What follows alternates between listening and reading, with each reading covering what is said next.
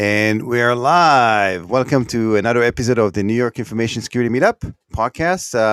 I have the great pleasure to introduce Scott Lyons, the co-host of the Security and Compliance Weekly, as well as the founder of Red Lion. And just for the sake of the audience here, just so you know, this conversation is completely unscripted and just the way I like it. But Scott is a pro. He's got his own podcast, and he's been prolific in posting online events. And I'm looking forward to. So, Scott, welcome to the show. How are you? It's a pleasure to be here. Thanks for having me. So I looked at your profile. So first of all, we met at a physical in-person event recently, which was phenomenal. And you know what? You were sitting there in the back, not saying much, but when you did, it was on point, and it created a bit of some feedback from the audience. So people were like, "Oh yeah, this guy knows what he's talking about." So this is when I said, "Okay, well, I have to have you on the show." So, but you have a prolific background. You've done quite a few roles in cybersecurity before jumping into the deep end and creating your own business. So maybe we walk us through kind of your experiences and so on, and then we start there. Let's be clear. Don't start your own business unless you're insane or obsessed. It is such a ride. But if I could do it all over again, I would, with minor adjustments. We'll talk about it because I love, this show is about, obviously cybersecurity, but also about entrepreneurship. Mm-hmm. It's about people doing their thing. And again, but people don't realize that a person like yourself can get a great job somewhere, working for a corporation, making decent living, less stress, doing the 9 to 5 or the 9 to 7, whatever. But you have choices, and you decided to most times people do that because they see a need personally. And so, so walk us through the kind of that storyline. Sure. I'd love to hear, and what causes madness of creating your own business.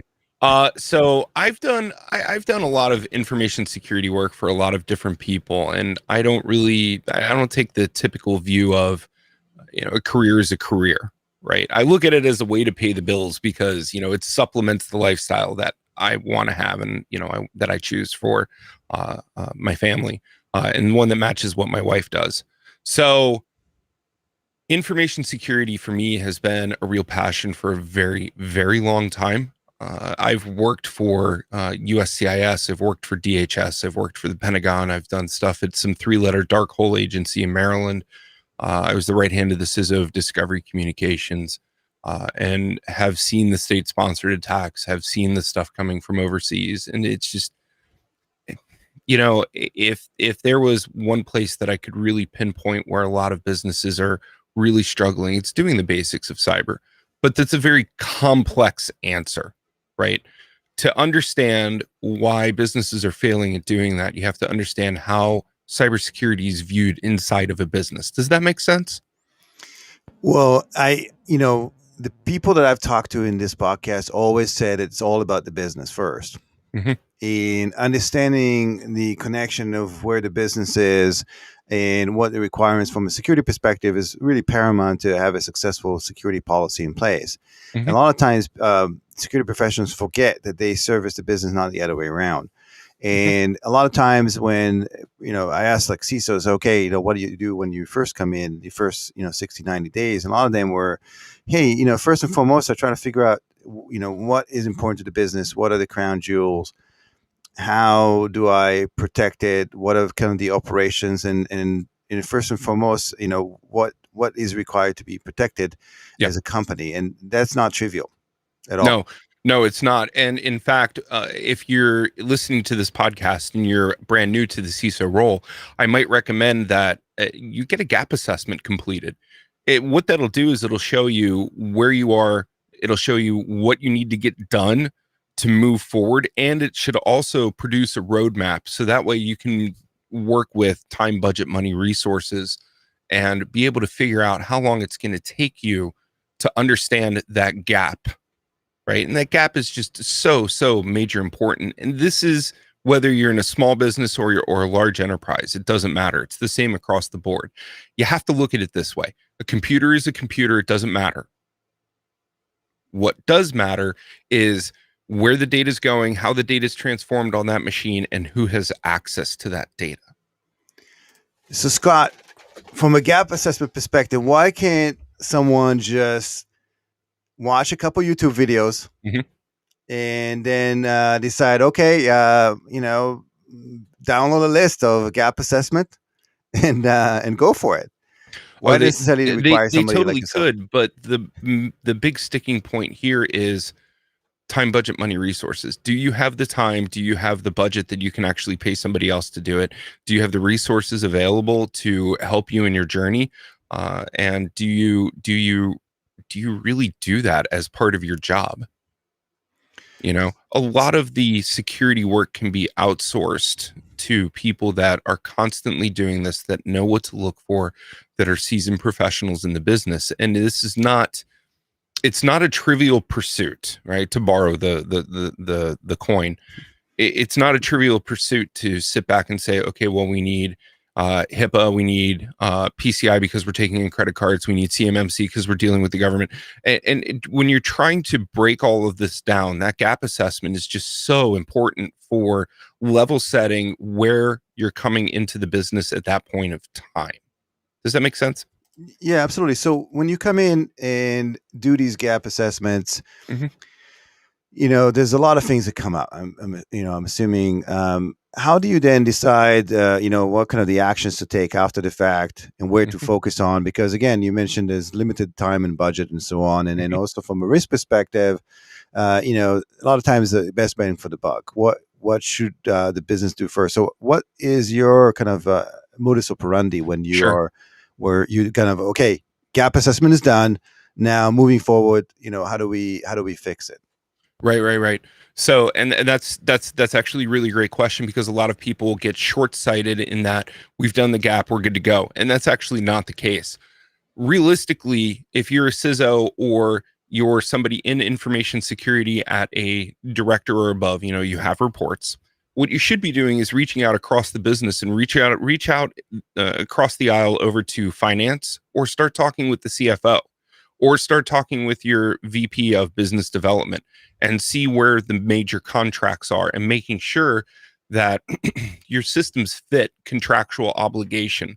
So that would be step 2. Step 1 is learning the environment, getting that gap done. Step 2 is then understanding what the contracts state. What are you signed up for to make money on? Because at the end of the day, we're all in business, So how do you get that support from inside of the organization to say, yes, we are meeting our goals.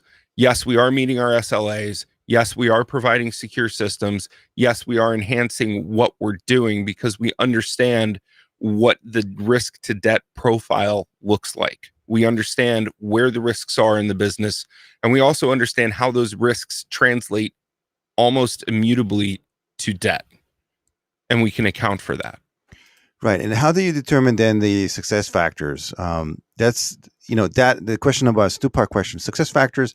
And then you kind of alluded to that as well, but the kind of the buy-in, from the rest of the groups and within the company, because that's really important. You're trying to do, and by the way, I think for a CISO, which is external, sometimes it's easier because you come in as an external force as opposed to internal. Sometimes it's easier for you to make some changes. But yes, how do you determine success factors looking back after you came in and implemented some plan and execute on that?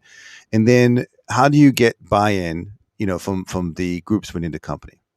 So success factors, great question. Success factors all depend on what's going on in the business. A success factor could be increase in revenue. Another success factor is for information security, how many compliance regimes have you hit? How long did it take you to hit those regimes? Go ahead. Are we in security? Like, how's it possible to, we always, we're seen as cost center most times, So, but you're talking about increasing revenue. So yeah, enlighten me. How's that work? So what you're referring to is that most information security teams inside of a business are seen as a deep, dark pit that money just gets thrown into. That's so true. And realistically, we're not. We actually add a lot of value back to the business, but it takes a very keen business eye to be able to see it, to be able to see where that value is and how it gets plugged into the business. For example, if you are a healthcare provider, you have to hit HIPAA. When you for compliance, when you are doing sales, you can say, yes, we meet all of the HIPAA regs, and that is bringing money back in if the sale gets closed, right? ABC always be closing. So how do you take what you're doing in information security and parlay it out to the rest of the business and then get that out through marketing and sales? That's how you turn a cost center into a profit center. Yeah, yeah, Right absolutely. now, there's a Mhm. lot more behind this that I'm really not diving into, but high level, you know, that's how you would start that journey. And I also see there's a shift right now. So every company is a supply chain for someone else. Mhm. And what's happening is having the right security posture can be seen as an advantage, as a competitive advantage over, another company. Possibly does not have that, as well as acceleration of business. For example, if you have your SOC 2 in place, if you're a Mhm. SaaS company or whatever. You're reading my mind. Okay, so I'm not going to steal thunder from you. Maybe you can just kind of describe that as well. Well, a lot of what businesses are missing these days is how does data transform inside of the business? Who's touching it? Making sure that we have the processes documented accordingly. So when you have somebody that actually leaves a business, that institutional knowledge of what the business is doing leaves with them as well. Make sure that you get it documented prior to them leaving the business or prior to a mass casualty event or us having to shift from traditionally working on site to working at home, thanks pandemic. Um, so yeah, does that answer? I mean, realistically, I know you're going into SOC 2, and SOC 2 by AICPA is focused around how you're holding data up in data centers and up in the cloud, and what you're doing to protect that information and how you're showing that you're meeting the controls. Because a lot of SOC 2 is about defining controls, SOC 2 type 1, and then you move into type 2 6 months later at minimum, where you have a third party come in and say, yes, you are actually meeting these controls. And then you have to have a recheck every year Yeah, to maintain that it's compliance. that too for sure, but it's also things like I came across some sort of deal forum where someone said, "Hey, don't buy from this company. They're notoriously, Hmm. breachable." Hmm. So, which was amazing to me because I think people are getting a little smarter about who they buy from a security perspective, Hmm. and that is also true if you're an executive at a company and you're doing business with company X and they have a bad reputation or they go through some sort of assessment because typically they're being sent over like either a SIG questionnaire or whatever the Right. case may Right. be, and somebody within that company, depending the size, says, okay, this company is okay to do business with, and or potentially say, well, no, like they're a mess from a security perspective. I'd be, as an executive, be afraid to move forward with the transaction. So I think it's becoming, front and center is not the kind of nice to have, but almost like a must have these days. Well, a lot of business these days is built on software as a service, right? So a lot of companies are saying, okay, what can I use as far as a product to transmogrify? I love Calvin and Hobbes quotes, love them. Transmogrify data. And realistically, there's this thing coming out called the SBOM, right? And the SBOM, it's not really a thing coming out. It's actually been out for a couple of years, but the SBOM is the software bill of materials. So when you have a piece of software that you bring into your environment, or you're using software as a service, you should be requiring companies to hand over an SBOM about that software. So that way, the risk that you're bringing into your environment.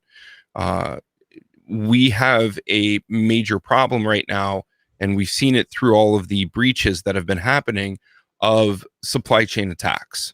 So, how can we stem the tide on doing something like that? If you're not familiar with what an SBOM is, if you go to the grocery store and you pick up a jar of pickles, on the label, we printed out the ingredients for what's in the pickles. SBOM is around the exact same thing, but for software. And to add more to that, there's something out there called the DBOM initiative or the DBOM consortium. DBOMs and SBOMs work together. So a DBOM is a distributed bill of materials versus an SBOM, which is a software bill of materials. The DBOM consortium is taking all of the SBOMs, putting them in blockchain, and allowing them to be referenceable components of an information security program. And that's being spearheaded by Unisys, Linux Foundation, Redline, and so on and so forth. So that's so cool. You have yeah. you said blockchain, and I know you have a patent on it. Yes. Talk to me about this. I love, first of all, I like talking about blockchain and how it applies potentially to security and compliance. Yes. So if you don't mind, just let's dive right in. So the patent is I'm trying to figure out how to walk around saying without saying. The patent is we've had a patent on blockchain-based cyber forensics and immutable data storage that's been in the patent office for say well over 3 years at this point. It was absolutely massive and took a really Herculean effort, and I really thank everybody who was involved with it if you're watching this. But what it comes down to is, took a look at blockchain and Bitcoin and said that's not how this works, and wanted to develop a patented methodology that utilizes blockchain for its most true and integral intention, which is to literally chain events or chain logs or chain compliance or chain any type of action to a place that it can be looked back on and referenced if needed without having to worry about it ever being changed. Mm-hmm. And how do you potentially apply that to the supply chain problem? And then maybe we can't have a security podcast without including some of the recent issues like CASEA and so on. I mean, let's chat about that as well a little bit, because it seems like it doesn't matter now what happens. No one cares. It's almost like, okay, yet another, there will be the 4th of July, whatever, this announcement, and then it's nuts what's going on out there. So well, two things are going on. One, we're experiencing breach fatigue. And 2, what a better way to make somebody hate you than to make them work on a holiday? I mean, let's be honest. Unfortunately, we're going to see a bigger proliferation here very shortly of more supply chain attacks. The people who did Kaseya were very crafty, and I'm over here personally waiting for, I don't know, Alien Vault to get hit next. Please don't hate me for saying that, but it's the truth of the reality. Where is the biggest bang for the buck? We saw SolarWinds. We saw Kaseya. What's next? A couple weeks ago, I was in a Clubhouse chat room talking about cybersecurity, and somebody had made the audacious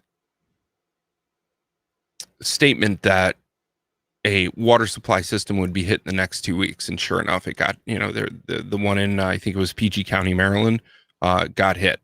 So trying to be able to predict stuff like this, as a defender, it's very difficult for us. Mm-hmm. Why do you think specifically supply chain is being targeted? Bang for the buck. It's as much destruction and chaos as that can be caused by a single event, single person, single group, whatever, and have the deepest and widest impact.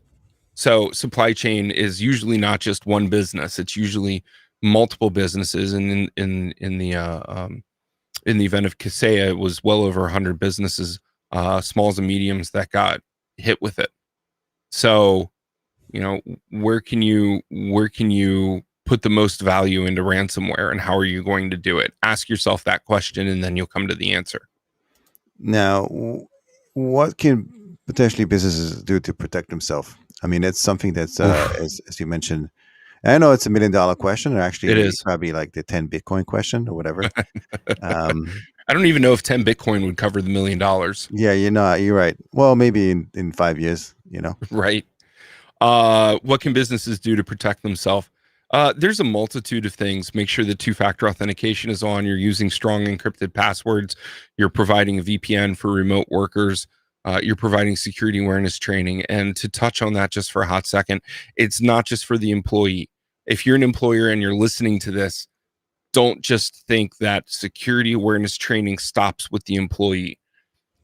Take the time, spend the money, do whatever you have to do, but get that training down to the employee's family and extended family. Offer it as a benefit. We are sitting here as an internet connected populace saying, how can we protect ourselves? How can we protect our children?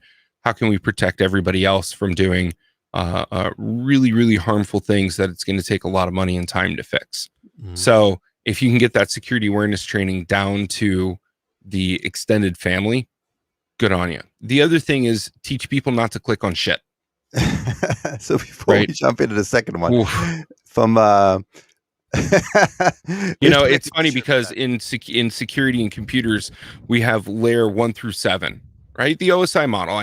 We're all familiar with this, but what a lot of people don't understand is that layer 8 is the human layer, and then layer 9 is management. So, Mhm. if we can hit that layer 8 as hard as possible and hammer it, and really start teaching people and come up with new innovative methods of being able to get the word out, eh, we should be doing a lot better, but it's not 100% complete. Mhm. No solution is completely infallible as far as when you interact with humans. No solution. It doesn't matter what it is. So from a security awareness perspective, what do you find are some resources out there if somebody wanted to take action right now, as soon as they get off the air and they say, okay, yeah, you're right, this guy knows what he's talking about. He Right. seems legit. What can they start doing right now as soon as we get off this? Find I know that Know Before has a really good program. I know that there are other companies that have really good programs. We actually are working on a program as well. So if you stay tuned. Go follow us you're gonna love this one. Go follow us on TikTok, YouTube, and so on and so forth. Red Lion Sec. You'll be seeing that come out here shortly as well. What we're really trying to do is to not do it the same way that everybody else does. Hmm. You have to switch up the training. You have to switch up the messaging. You have to use things that stick, and a lot of that is not difficult per se, but it's difficult to get across. A lot of the security awareness vendors that are out there can use phishing, where they're sending you fake emails and forcing you into security awareness training. They can use their monolithic packages that they like to sell to everybody else, and I'm sitting over here like, let's change things up. Let's do things different. We've been beating the security drum for years with a lot of people. And we've been saying, don't click on shit. Change your passwords. Use strong encryption methods. Watch who's on your computer. And speaking of that, the prevailing thought is, well, what if somebody's child goes and clicks on a computer that's at home that's a company device? What are they bringing back into the business? And I'm over here taking the other role saying, well, what is the business extending into the family? If the business gets compromised, what happens to the family? So it's really a two-way street. But security awareness training it should be one of those it really should be one of those rights that everybody has access to. Hmm. And are there any potentially like free resources or low cost resources that someone can utilize? I know a lot of people say, well, there's a lot of YouTube videos, and I'm sure you're even listening to podcasts like this one Mhm. really helps. But let's say you have a young family or somebody who's not so much savvy. What do you recommend for them to do immediately and just go out and kind of learn a little bit more? The first thing is hit up Google. Start looking at security awareness training, and start looking at videos and start looking at TikToks. I know everybody in the security community really didn't like TikTok, but it's actually a really great platform that will allow you to hit different demographics with different messages. It's actually really well done.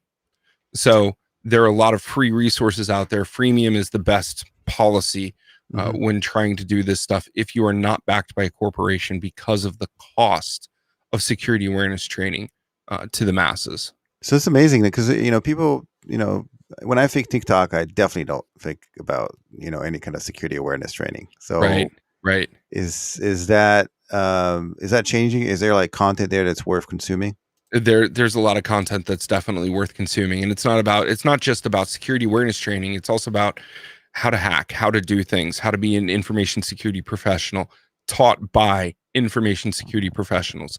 Now, whenever you go online and you look at anything, always do research about what you're looking at. Don't just take the word of mouth of one person. Like I'll tell you right now, I don't want somebody walking away from our conversation saying, well, I know everything because, Scott said so. It doesn't work like that. Have a thirst for what you want to know, and that thirst will fuel how you do it. Yeah, I think thirst and being curious is Mhm, one of the key aspects. It's also, I think, one of the attributes that really a lot of cybersecurity professionals share, mhm. and that's how they get into it. They take things apart, they're trying to figure things out as they go, and a lot of them are self learners as well. Yeah. So where is this industry going? If you have the crystal ball, I mean, we're still, we seem like the industry as a whole is maturing, Mhm. and quote unquote. Um, It's but maturing, but still immature. Yes. yes, exactly. You couldn't have said Mhm, it better myself. So where things are going? I mean, we're constantly, as you mentioned, there's a fatigue, like breach fatigue. mhm. Um, companies are struggling. They're saying there's a lack of security professionals out there. There's almost like a never ending barrage of issues, and like sometimes people turn off the TV because they don't like to watch the news. Because it's just too morose to watch it. Mhm. So I think that's also kind of the case almost with cybersecurity. The sky is not necessarily falling, but things are not that great. So from your perspective, and you're like one of the leaders in the space trying to promote and make an impact, but we need more like you. And it takes a village. So I am but a humble lion traversing the Serengeti of the internet. Okay. no, you're doing a great job.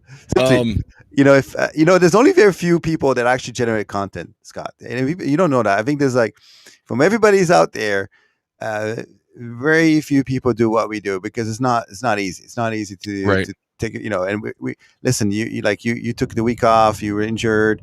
Like I have a lot of stuff on the go.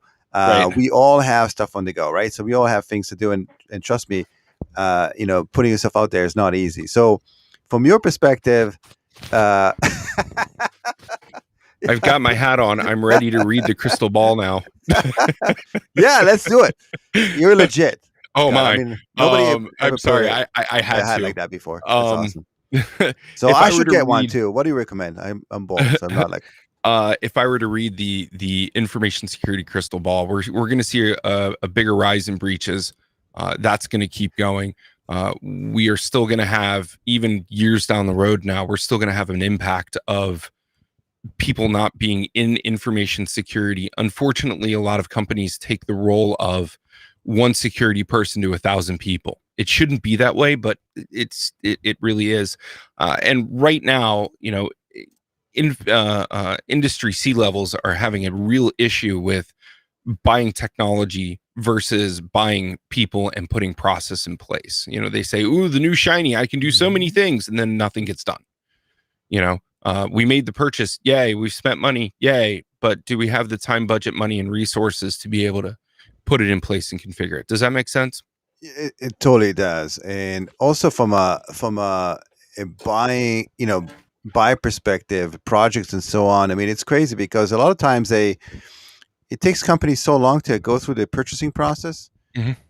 Believe it or not, there's still companies out there go through an RFP process. So RFI, RFP, request for Yeah, proposal. it's a You know, monolithic process, but it's there for a reason, and it's monolithic because of that Mhm. reason, right? And that reason is there are so many companies that offer the different solutions, offer different services, they do things differently. So, a company wants to make things cost effective and make things repeatable over a certain time frame. So, let's take for example penetration testing. Penetration testing, which is only a snapshot in time, should be a 2-year contract at minimum with a rotation every 2 years to a new company. And that way you're staying fresh. You've got fresh eyes looking at everything. And if you are hiring a company that is not putting OSCP or up at your penetration test, you probably want to enforce that. And the Mhm. reason that I'm saying that is because that particular certification requires the individual who's taking the exam to write the report and give actionable intelligence. If you can't get actionable intelligence, or you have somebody that can't speak to what they're finding in the business, you might have a problem and you're going to have to deal with it. Yeah, I suspect a lot of companies just do that, and they have the kind of the check mark. Okay, we've done pen Mhm. testing. We can report up. It really Mhm. doesn't matter as much. I think a lot of that kind of security controls are not Well, there also to. understand that procurement has a lot of procurement departments actually get bonuses if they can knock down a vendor on cost. Mhm. So doing That's the so whole right. RFP, RFQ thing helps to hit those margins, hit those numbers, and hit those metrics that procurement people are so often held to. Yeah, but things are moving so fast, and by the time if the process takes 12 months, Mhm. 15 months, and by the time they're ready to implement 6 months later, the kind of the window, I guess it moves so fast. Even the adversaries are now using other tools and not Yep. so much. So Yep. it's almost like it defeats the purpose. Yeah, you save some money, but it's no longer in use or no longer needed, and Right. you can And really if you spend get the money breached, somewhere. did you really save money? Right. You Right. know? So the costs associated with the breach are insane. Like you can see Yeah. some of the numbers are really big. So what do you recommend if companies wanted to become more agile and to say, okay, as you mentioned, it's not about the shiny object technology that sits on the shelfware, but it's about the whole picture of getting the right talent, the right services, doing it right. So what do you Mhm. recommend when you come in as a VC? So what do you recommend to companies that if they wanted to fulfill some of these gaps? They need to speed up and expedite anything that information security asks for, as long as it's within budget and agreed to by the C levels. Hmm. You So how do know, you do that? It's better to said than done. They're going to say, it okay, is, well, we it know is. we've done it so much. We've done it for so long. We Mhm. have a process in place, and that's how we buy everything else. So that's another thing, right? They tell you, oh, but you can't Well, say, oh, have a security is procurement different. person that understands security and understands the need for security, and then match that in HR. All right, because HR is not there for the employees, right? It's there to protect the employer. It's actually a risk mitigation tactic for the employer and to protect the business. Have somebody in HR, have somebody in finance, have somebody in procurement that is specifically knowledgeable in the areas of information security and can say, yes, this is a priority. Here's why we need sign off. Bam, it's done. Mhm. How do you, as a business, shorten that chain of approvals? Right, a small business can agilely, right, can be very agile in that approval system. One, possibly two, if you have a partner. Agree, done. It's purchased. Mhm. Versus enterprises where it's multiple layers to get through. Enterprises really need to look at where do we cut the red tape out of that process for cyber things. What kind of risk and debt can we understand by cutting that red tape? Is it worth it to keep us from being breached, Mhm. or from having an information security event, whether it's by an insider, by somebody who clicks on something they should have, or by an attacker, maliciously social engineering and then technically engineering. Yeah, absolutely. It makes total sense. Hmm. So, people have stories. So before we part ways, I'd love to Sure. ask you. You have such experience with working with different businesses and so on, and I know not everything is rosy, and maybe you can talk to me about a success story, but maybe Hmm. we start maybe with something that went a little sideways and what you learned from it. Just make it more real because again, we work with difficult projects, and whatever stories you can share that'd be awesome without divulging too much. Sure, sure, Uh, sure, sure. I think I can actually smash them together and okay, make perfect. them one thing. Um, CYA with paperwork all the time. CYA, cover your butt. The job is not done until the paperwork is complete. Um, you know, I can't tell you how many times I've watched other businesses get royally screwed over because they didn't do the paperwork. Simple things like an NDA, or contract agreements, or other stuff, just get the paperwork done. When you're hunting a deal with somebody, get paperwork done up front, so that way you can talk more in depth. Get those contracts hammered out and get them on paper and in writing. It's one thing to understand the gentleman's agreement, and realistically it should be gentle persons, but that's a different topic.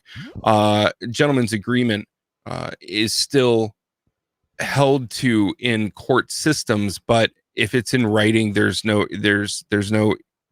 the irrefutability goes out the door. So get everything in writing. Get absolutely everything in writing. Doesn't it slow down the process still? Yeah, but what would you rather do? Slow down the process and keep yourself from taking a big risk, or just take a big risk and say, well, we'll get to it. Mm-hmm. It's not that simple. Mm-hmm. Well, nothing is. We're fortunately we don't kind of manufacture widgets. Yeah, and even that I don't think is that simple. Yeah. So Scott, what's the best way to reach you, as well as Sure. who's your ideal customer, somebody that you'd like to work with? Ideal customers. There's no such thing, but yeah, there really isn't. Red Lion, we focus on security and compliance because we believe they're connected. So we are very heavily diverse and focused in the compliance world, because a lot of businesses use what we do to drive budget, to drive how the business runs. So security and compliance are always connected. So the ideal client for us are clients that either need new compliance work completed, they have existing compliance work that they need checked up on, they have engineering processes that they need to have put in place, or they need to go through and have data discovery, like I was talking about earlier, completed. That really lends itself to saying, well, it's not vertical specific, it's not horizontal specific. It's basically anybody that needs this work done, just hit us up. You can find me on Twitter at CSP3R. You can find me on Instagram, CSP3R _official. You can find me on Clubhouse if you're on there as well. Or you can join the Discord for Security and Compliance Weekly and just hit me up in a DM. Awesome. So listen, Scott, I'm looking forward to seeing you potentially the next event. Sure. I'm looking forward to starting the events coming up in August in New York City. Yeah, there's going to be a lot of them coming up, right? Yeah. Well, I think there's a pent up demand to rub shoulders again. Yeah. Yeah. In fact, we're going to be throwing something in September down here in the DMV. So awesome. Yeah. So hit me up on that, and I'll share with my group as soon as you have the details for it, and maybe I'll make the trip out there. It's a short trip, as you know. You've done it back and forth on the same day. Yep. You're a trooper. Yep. Very begrudgingly. I mean, driving through New Jersey. No. So thank you very much all for joining today. Much appreciated, and thank you again, Scott, for your insight. It was great to have you on the show. Much appreciated. Thank you for having me.